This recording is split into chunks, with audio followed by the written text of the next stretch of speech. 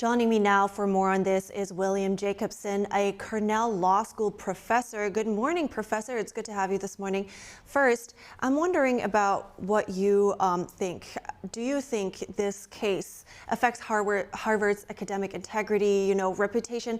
What does it do to Harvard? How is it going to come out of this as an institution? Well, I think it taints the Harvard brand. I mean, the Harvard brand was the best and the brightest, leading university in the world, perhaps. Some people may disagree, but it's certainly one of the top in the world. And they have somebody who's at the head of the institution who has committed numerous, I think we're up to 10 or 12 or 14 instances of plagiarism dating back to her doctoral dissertation. And Harvard is standing behind her. It's an embarrassment to the university. She really is tainting the brand. And I don't know what they are thinking, because if it was anybody else, they would have been kicked out. If a student did this, they'd be kicked out of school. So why is she being treated differently than a Harvard student? It's a terrible look for the university. Right. So I want to talk about more about the reputation of Harvard and how that looks. Is that generally what your colleagues, or let's talk about, other Ivy League schools think as well about Harvard? How is it affecting the reputation of Harvard and the high profile? What do your colleagues say about it? What are you hearing?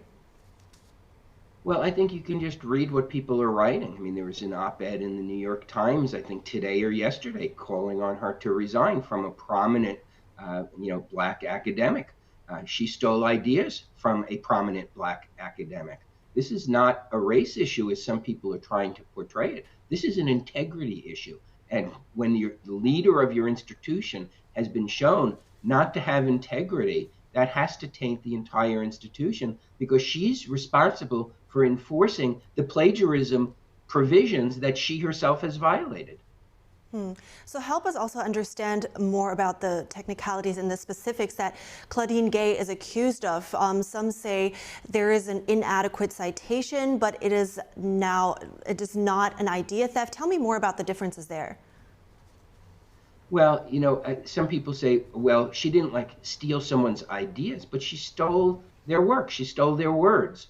And so I think that's a distinction without a difference. And I think that's a distinction that Harvard would probably not make if it was anybody else, but they're making it for their president. So people are trying to word around it, and they're trying to, I think the New York Times is now using the phrase that nobody's heard of before, of word repetition or something like that. They're inventing ways to keep her in place as president of Harvard. And the question is, why are they doing this? And I think they're doing it because there was already a controversy over how she handled reactions on campus and reactions in general that were anti-Semitic, arising out of the Hamas butchery of Israelis. So she was under pressure for that. Then this came up, and Harvard, I think, has just decided it's going to defend her. And what was incredible is Harvard reached that decision before completing a thorough investigation. Numerous instances have come out after they said they were going to back her and she was not going to be removed.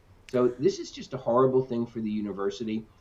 Harvard may think its brand is beyond reproach, but so did Bud Light. And I think that this is Harvard's Bud Light moment, and how the Board of Trustees or Board of Overseers deals with it, I think is going to affect the university more than they can even imagine.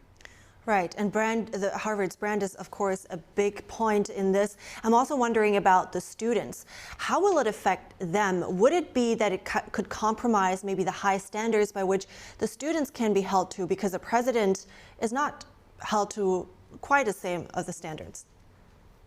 Well, I think it'll make students even more cynical than they already are, because they will see that they're at an institution which does not live up to its own ideals, and that excuses people in power who violate those ideals. And that's a big issue on campuses. So, there is a loss of trust in institutions across society, and there's a loss of trust and confidence in higher ed in particular. Every polling shows that. This is just another example that is not going to go away anytime soon. Thank you very much for your insights today, Professor William Jacobson. Thank you.